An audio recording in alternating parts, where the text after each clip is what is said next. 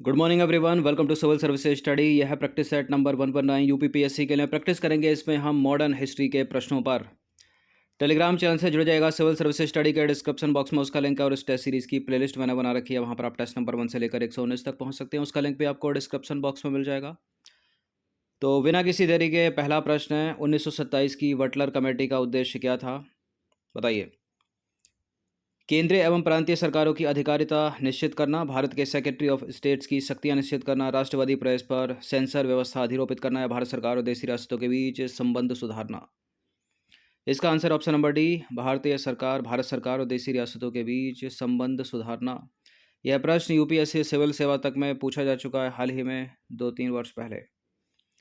तो 1927 की Butler committee का उद्देश्य जो है भारत सरकार और देशी रियासतों के बीच संबंध सुधारना था। इस कमेटी का उद्देश्य राजाओं के मध्य के संबंधों की बेहतरी के लिए सुझाव देना था, ताकि ब्रिटिश भारत और भारतीय रियासतों के बीच संतोषजनक संबंधों की स्थापना की जा सके। क्वेश्चन नंबर 2 पर आ जाइए। मोहम्मद एंग्लो ओरिएंटल स्कूल की स्थापना सर सैयद अहमद खान ने निम्नलिखित में से कब की थी? 1875 में की थी। तो सर सैयद अहमद खान ने 1875 में मोहम्मद एंग्लो ओरिएंटल स्कूल की स्थापना अलीगढ़ में की थी और यह 1920 में अलीगढ़ मुस्लिम विश्वविद्यालय में परिवर्तित हो गया।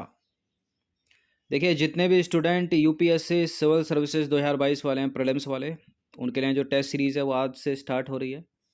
ठीक है, तो उसकी प्रैक्टिस करते रहिएगा, खुद से पढ़ना और वहाँ प्रैक्टिस करके देखना कि आपकी जो स्थिति है वो कैसी है। ठीक है, प्रश्नों की संख्या कम होगी लेकिन इम्पोर्टेंट होगी हर दिन। क्वेश्चन नंबर 3 पर आ जाइए।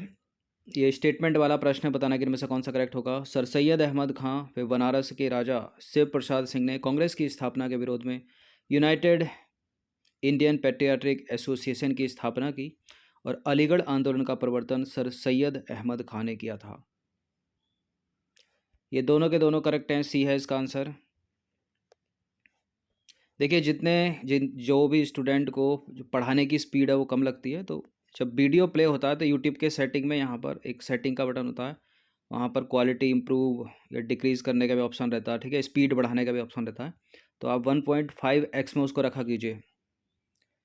जिनको तेज़ लगती है वो कम भी कर सकते हैं, जिनको पता है उनका तो ठीक है, जिनको नहीं पता है वो ऐसा कर सकते हैं। नंबर 4 पर आ जाइए। भारतीय इतिहास के संदर्भ में 1884 का रखमाबाई मुकदमा किस पर केंद्रित था? महिलाओं को शिक्षा पाने का अधिकार, सहमति की आयु, दाम्पत्य अधिकारों का प्रतिस्थापन। देखिए, सहमति की आयु से संबंधित था ये और दाम्पत्य अधिकारों का प्रतिस्थापन। महिलाओं को शिक्षा पाने के अधिकार से नहीं था। तो फर्स्ट जहाँ जहाँ उसको एलिमिनेट कर दीजिए, केवल 2 और 3 इसका आंसर हो जाएगा बी। तो 1884 का जो रखमाबाई मुकदमा था वो सहमति की आयु और दाम्पत्य अधिकारों का प्रतिस्थापन पर केंद्रित था, महिलाओं के शिक्षा पाने के अधिकार पर नहीं। क्वेश्चन नंबर 5 पर आ जाइए। निम्नलिखित कथनों पर विचार करेंगे। है क्या ये? कोलकाता यूनिटेरियन कमेटी और Tabernacle of New Dispensation Indian Reform Association. Keshav Chandra Sen का संबंध उपरोक्त में से किसकी स्थापना से है?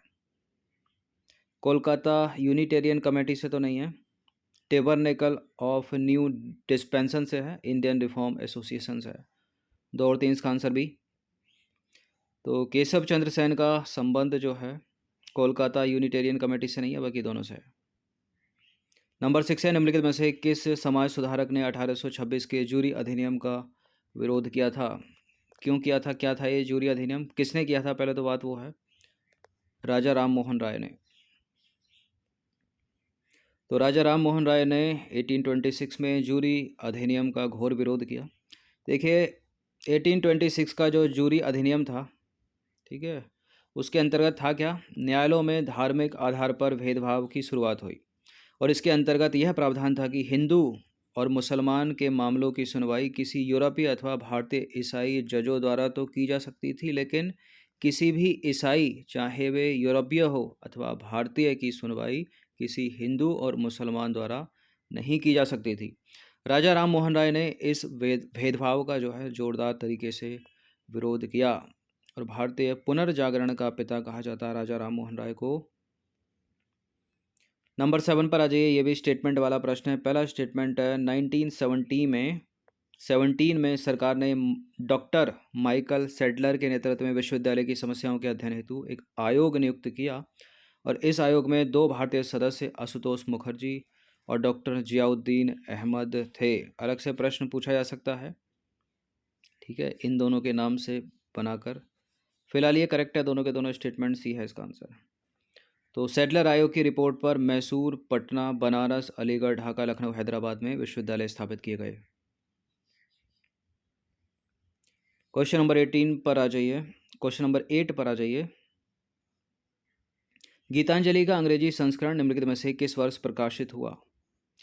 गीतांजलि का अंग्रेजी संस्करण प्रकाशित हुआ था 1912 में। तो गीतांजलि का अंग्रेजी संस्करण वर्ष 1912 में प्रकाशित हुआ और वो नाम है रविन्द्रनाथ टैगोर का। रविन्द्रनाथ टैगोर ने गीतांजलि के लिए वर्ष 1913 में नोबेल पुरस्कार प्राप्त किया था। क्वेश्चन नंबर 9 पर आ जाइए। निम्नलिखित कारागारों में से किस एक में पंडित जवाहरलाल नेहरू ने अपनी प्रसिद्ध पुस्तक डिस्कवरी ऑफ इंडिया लिखी थी? वो कौन सी जेल थी? वो थी अहमदनगर फोर्ट जेल। तो अहमदनगर फोर्ट जेल में पंडित जवाहरलाल नेहरू ने प्रसिद्ध पुस्तक डिस्कवरी ऑफ इंडिया लिखी। जवाहरलाल नेहरू ने भारतीय राष्ट्रीय कांग्रेस के 1929 के लाहौर अधिवेशन की अध्यक्षता की और भारत के प्रथम प्रधानमंत्री थे, ये पता होगा आपको। क्वेश्चन नंबर 10, भारत में सबसे पहले किसने प्रेस सेंसरशिप लागू की थी? भारत में सबसे पहले प्रेस सेंसरशिप उसी ने लागू की थी जो लेकर आया था सब्सिडरी अलायंस सिस्टम, यानी सहायक संधि व्यवस्था, लॉर्ड वेलेजली। तो भारत में सर्वप्रथम लॉर्ड वेलेजली ने प्रेस सेंसरशिप लागू की। सहायक संधि व्यवस्था भी यही लेकर आया था। नंबर 11 है, निम्नलिखित में से किस एक ने सन 1875 में हाउस ऑफ कॉमन्स में एक याचिका प्रस्तुत करते हुए ब्रिटिश संसद में भारत के प्रत्यक्ष प्रतिनिधित्व की मांग की थी? किसने की थी? द पूना सार्वजनिक सभा।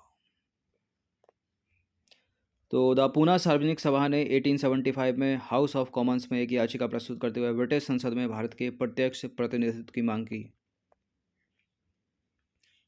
क्वेश्चन नंबर 12 पर आ जाइए। स्वदेशी आंदोलन के संबंध में 2 कथन हैं यहाँ पर। देखिए, इसने देसी शिल्पकारों के कौशल तथा उद्योग को पुनर्जीवित करने में योगदान किया और स्वदेशी आंदोलन के एक अवयव के रूप में राष्ट्रीय शिक्षा परिषद की स्थापना हुई। क्या स्टेटमेंट सही हैं दोनों? बिल्कुल ये करेक्ट है, दोनों के दोनों स्टेटमेंट।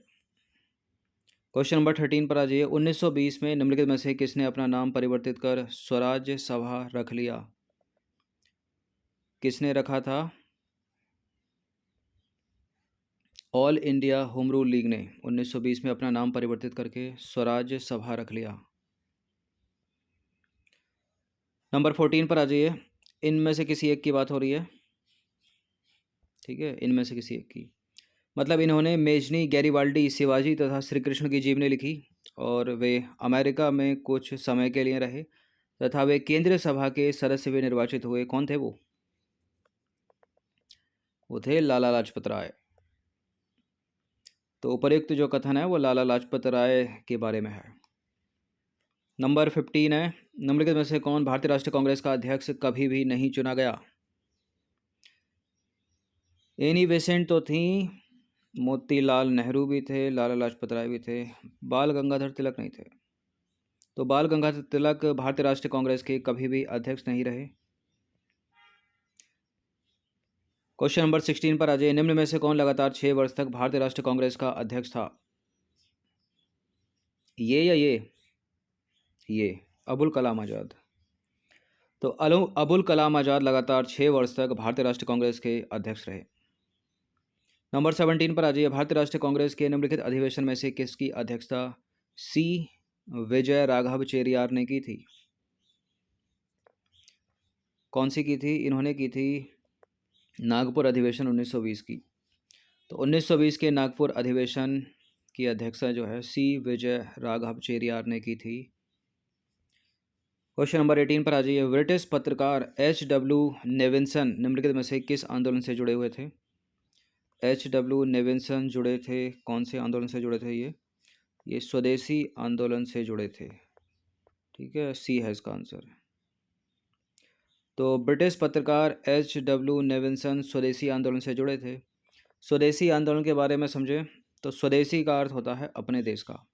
स्वदेशी आंदोलन का लक्ष्य ब्रिटेन में बने माल का बहिष्कार करना था और भारत में बने माल का आधिकारिक प्रयोग करके साम्राज्यवादी ब्रिटेन को आर्थिक हानि पहुंचाना और भारत के लोगों के लिए रोजगार सृजन करना था। और यह अंग्रेजी शासन को उखाड़ फेंकने और भारत की समग्र आर्थिक व्यवस्था के विकास के लिए अपनाया गया साधन था स्वदेशी आंदोलन। क्वेश्चन नंबर 19 पर आ जाइए। दक्षिण अफ्रीका के किस रेलवे स्टेशन पर महात्मा गांधी को ट्रेन से फेंका गया था? ट्रेन से नीचे उतार दिया गया था। ये टर्म सीधा सीधा एग्जाम में पूछा गया है, प्रश्न रिपीटेड है, ठीक है, ऐसे ही पूछा है तो ऐसे ही रखा है ये। तो दक्षिण अफ्रीका के ये 1893 की बात है जब वो गए थे दक्षिण अफ्रीका। पीटर मेरिट्सबर्ग वो रेलवे स्टेशन था जहाँ से इनको ट्रेन से उतार दिया गया था नीचे। देखिए, दक्षिण अफ्रीका में गांधी जी को पीटर मेरिट्सबर्ग स्टेशन से ट्रेन से नीचे उतार दिया गया था। 1893 की यह बात है। और उस समय उन्होंने पहली बार वहाँ रेसिज्म का सामना किया था, जातिवाद का सामना किया था। इस अपमान से लड़ने के लिए उन्होंने जो आंदोलन खड़ा किया वो इतिहास बन गया। क्वेश्चन नंबर 20 पर आ जाइए। अंतिम प्रश्न है ये। गोपाल कृष्ण गोखले ने किस वर्ष में भारत सेवक मंडल यानी सर्वेंट ऑफ इंडिया सोसाइटी की स्थापना की थी? प्रश्न इंपॉर्टेंट है, कॉम्पिटिटिव एग्जाम का फेवरेट है, बहुत बार पूछा गया है। दो तीन तरह से पूछा जा सकता है ये कि सर्वेंट ऑफ इंडिया सोसाइटी की स्थापना किसने की थी? तो गोपाल कृष्ण गोखले ने की थी। कब की थी? 1905 में की थी, ठीक है। अच्छा, इसको एक तो देवनागरी में ऐसे लिख देते हैं सर्वेंट ऑफ इंडिया सोसाइटी, कभी कभी ये लिखा जाता है भारत सेवक मंडल, तो स्टूडेंट घूम जाते हैं कि है क्या ये। तो सर्वेंट ऑफ इंडिया सोसाइटी ही भारत सेवक मंडल है। इसका उत्तर भी 1905 है और इसका उत्तर भी गोपाल कृष्ण गोखले। तो गोपाल कृष्ण गोखले ने भारत सेवक मंडल की स्थापना 1905 में की थी। इनका नाम याद आए तो याद आता है महात्मा गांधी के राजनीतिक गुरु कौन है? यही हैं, ठीक है, गोपाल कृष्ण गोखले। तो मॉडर्न हिस्ट्री के 20 प्रश्न थे, इनकी प्रैक्टिस एक बार कर लीजिएगा। धन्यवाद।